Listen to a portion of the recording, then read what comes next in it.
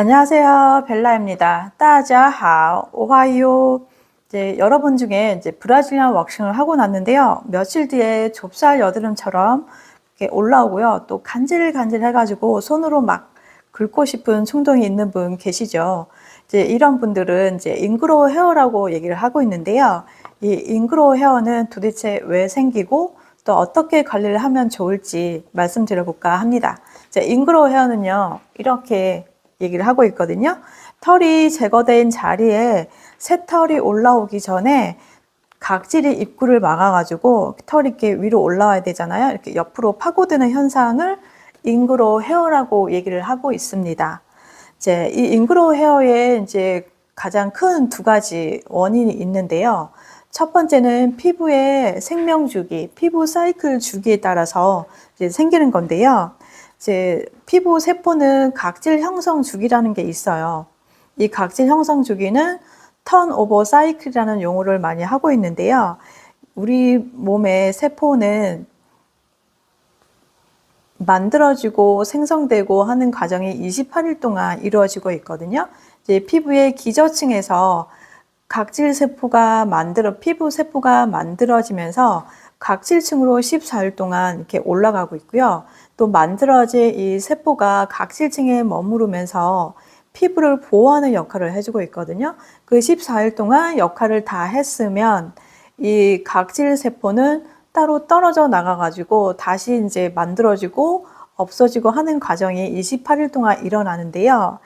이 턴오버 사이클이 나이가 들거나 영양 상태가 안 좋거나 아니면 스트레스가 너무 많은 상태일 때 탈락해야 할 각질이 떨어지지 않고요. 오히려 이렇게 쌓이게 돼요. 쌓이게 되면 모공을 막아버리게 되거든요. 그러면서 털이 위로 뚫고 나오지 못하고 이렇게 안으로 파고드는 현상의 원인이 되는 거고요.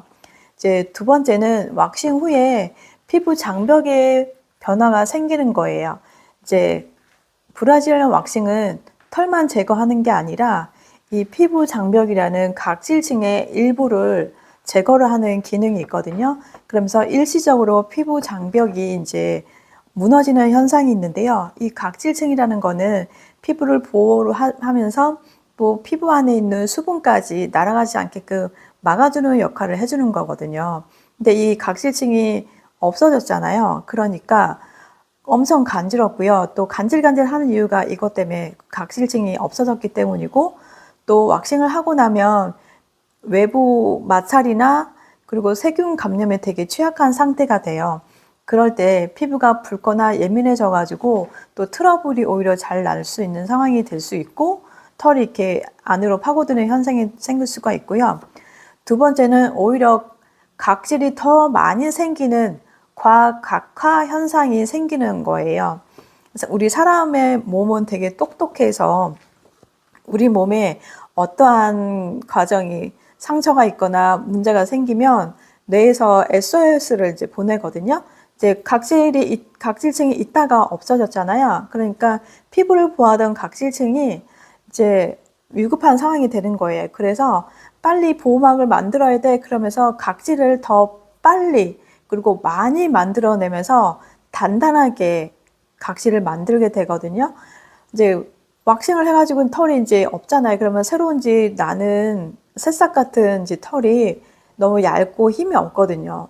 그런데 오히려 피부는 피부 자체를 보호하기 위해서 각질을 더 두껍게 만드니까 이 얇은 털이 뚫고 나오지 못해가지고 이렇게 파고드는 현상이 이제 잉그로우 현상의 직접적인 원인이 될 수가 있는 거예요. 크게는 그래서 피부 세포의 주기 사이클 때문에 그렇고요. 두 번째는 피부 장벽의 변화로 인해서 생기는 건데, 이제 이렇게 생기면 이제 집에서 막 혼자 관리를 하겠다고 이제 위험한 행동을 하시는 거거든요.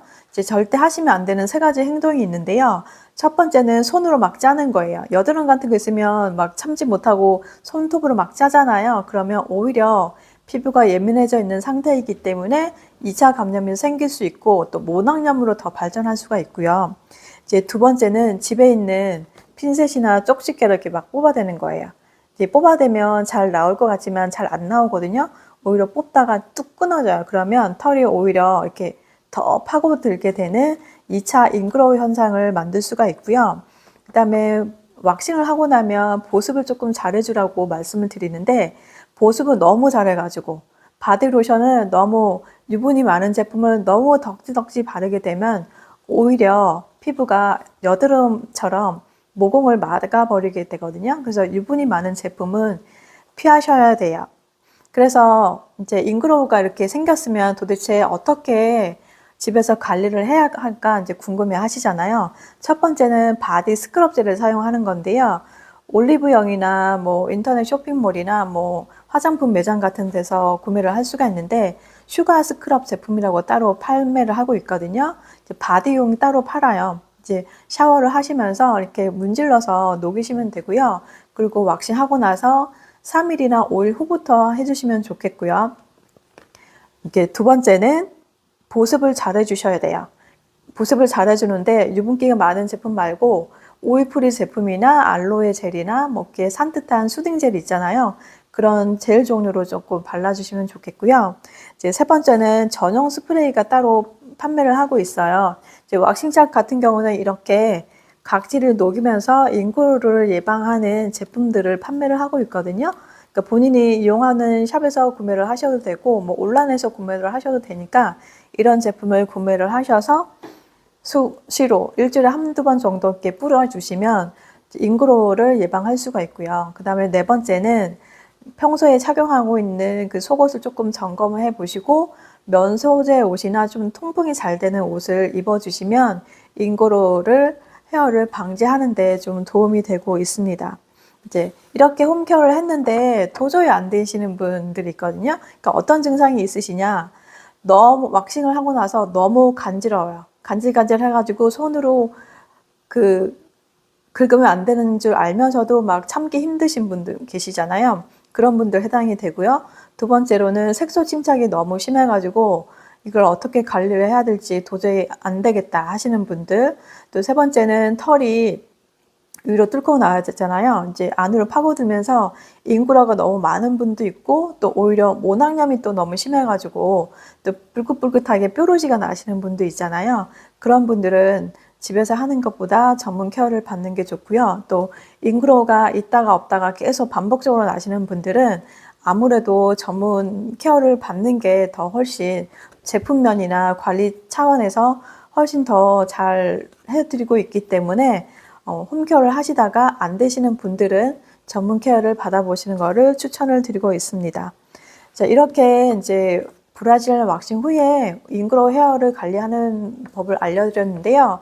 더 궁금하신 사항이 있으시면 댓글로 달아주시면 제가 아는 한도 내에서 성심껏 답변을 드릴 거고요. 또 저희도 이제 전문 케어를 하고 있기 때문에 인근에 사시는 분들이거나 필요하신 분들은 별도로 예약을 해주시면 전문 케어를 받으실 수 있습니다.